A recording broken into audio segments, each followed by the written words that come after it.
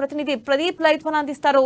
ప్రదీప్ చెప్పండి, అయితే ఏదైతే ప్రధానంగా ఈ 6 గ్యారంటీ హామీలు ఉన్నాయో దీనిపై నేతలు ఏమంటున్నారు? కాంగ్రెస్ నేతలు అప్డేట్స్ ఏంటి? మహబూబ్ నగర్ నుంచి విజయవేది సభకు భారీ ఎత్తున ప్రజలైతే వెళ్లేట్టు మనకు విజువల్స్ లో చూడొచ్చు.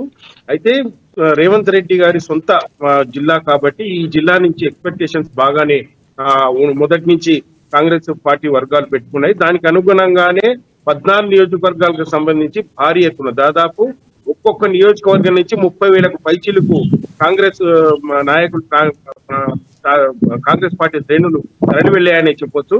ఇప్పటికీ ఇంకా తుక్కుగూడ సభకు ఆయా నియోజకవర్గాల నుంచి ప్రజలు ఇంకా స్వచ్ఛందంగా తరచున్న పరిస్థితి అయితే ఉమ్మడి మహబూబ్నగర్ జిల్లా వ్యాప్తంగా అయితే ఉంది. అయితే మొదటి నుంచి కాంగ్రెస్ పార్టీపై తెలంగాణ ప్రజలకు కానీ ఉమ్మడి ఆంధ్రప్రదేశ్ ప్రజలకు కానీ విశ్వాసం అయితే ఉంది. ఏదైతే కాంగ్రెస్ పార్టీ ఇచ్చిన వాగ్దానాన్ని మర్చిపోదు, తుంగలు తొక్కదన్న భరోసా అయితే కాంగ్రెస్ పార్టీపై పెరిగి మొదటి నుంచి ఉందనే చెప్పొచ్చు. దీంట్లో భాగంగానే ఏదైతే సోనియా గాంధీ ఈ రోజు 6 డిక్లరేషన్లపై 6 హామీలు ఇవ్వబోతున్నట్టు కూడా మనకు తెలుస్తా ఉంది. ప్రధానంగా 6 హామీల్లో తెలంగాణ ప్రజలకు ఉపయోగపడే విధంగా ఉంటాయన్నట్టు కూడా మనకు తెలుస్తా ఉంది. దీనిపై అయితే కాంగ్రెస్ నాయకులు కానీ కాంగ్రెస్ కార్యకర్తలు కానీ ఉత్సాహంగా ఉన్నారని చెప్పొచ్చు. అయితే కాంగ్రెస్ పార్టీ ఏదైతే చెప్తుందో అదే చేస్తుందన్న నానుడు అయితే మొదటి నుంచి ఉంది. దానిపై తెలంగాణ ప్రజలకు ముఖ్యంగా ఉమ్మడి మహబూబ్ నగర్ జిల్లా ప్రజలకైతే భారీ ఎత్తున విశ్వాసాలు అయితే ఉన్నాయి. దానికి అనుగుణంగానే ఉమ్మడి మహబూబ్ నగర్ జిల్లా నుంచి భారీ ఎత్తున కాంగ్రెస్ పార్టీ శ్రేణులు తల్లి అని చెప్పొచ్చు. ఏదైతే కర్ణాటకలో విజయదుందుభి భోగించిన తర్వాత తెలంగాణపై కాంగ్రెస్ కేంద్ర నాయకత్వం మొదటి నుంచి ఫోకస్ పెట్టింది.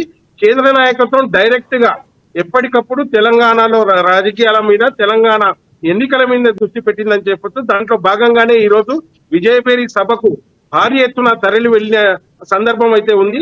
నాయకులు కూడా ఉత్సాహంగా ఉన్నారు. ఏదైతే 6 డిక్లరేషన్లపై తెలంగాణ ప్రజలు వేచి చూస్తున్న తరుణంలో సోనియా గాంధీ ఈ సాయంత్రం 6 డిక్లరేషన్ ప్రకటించిన నేపథ్యంలో అయితే నాయకుల్లో కాంగ్రెస్ పార్టీ శ్రేణుల్లో అయితే ఒక ఉత్సాహం అయితే నెలకొందనే చెప్పొచ్చు. వినండి.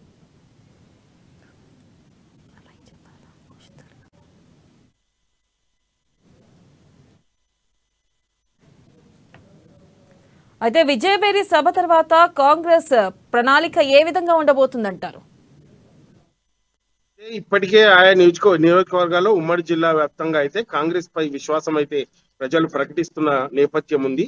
అయితే బీఆర్ఎస్ ఏదైతే ప్రభుత్వ వైఫల్యాలు, ఇచ్చిన హామీలను తుంగలో తొక్కి ఇచ్చిన హామీలను నెరవేర్చడంలో ఒకటి దళిత బంధు అయితేనేమి, ఇంటి గృహలక్ష్మి పథకం అయితేనేమి, డబుల్ బెడ్రూమ్లు అయితేనేమి, తర్వాత రైతు బందీ అయితేనేమి, రైతు రుణమాఫీ అయితేనేమి, వీటన్నిటి మీద బీఆర్ఎస్ పార్టీ వైఫల్యం చెందిన నేపథ్యంలో ఇప్పటికే ఉమ్మడి జిల్లా వ్యాప్తంగా బీఆర్ఎస్ పార్టీ మీద అయితే జిల్లా ప్రజలు వ్యతిరేకంగా ఉన్నారని చెప్పొచ్చు. దానికి అనుగుణంగానే నిన్న జరిగిన ఏదైతే బీఆర్ఎస్ బహిరంగ సభలో కూడా జనాలు లేకపోవడం ఒకటి, అంతంత మాత్రమే జనాలు ఉండటంతో బస్సులు కూడా అంతంత మాత్రమే వెళ్లడంతో కూడా బీఆర్ఎస్ లో అయితే నిరుత్సాహం అయితే నెలకొన్నదని చెప్పొచ్చు. అయితే ఈ రోజు విజయవేరి సభకు అయితే భారీ ఎత్తున ఉమ్మడి జిల్లా వ్యాప్తంగా అయితే కాంగ్రెస్ పార్టీ శ్రేణులు తల్లి వెళ్ళినట్టు చెప్పొచ్చు.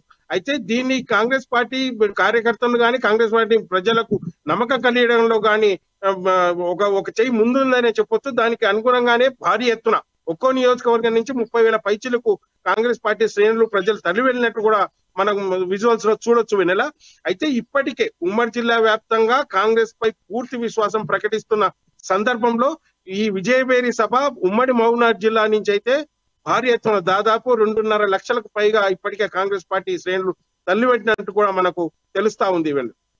Right Pradeep, thank you.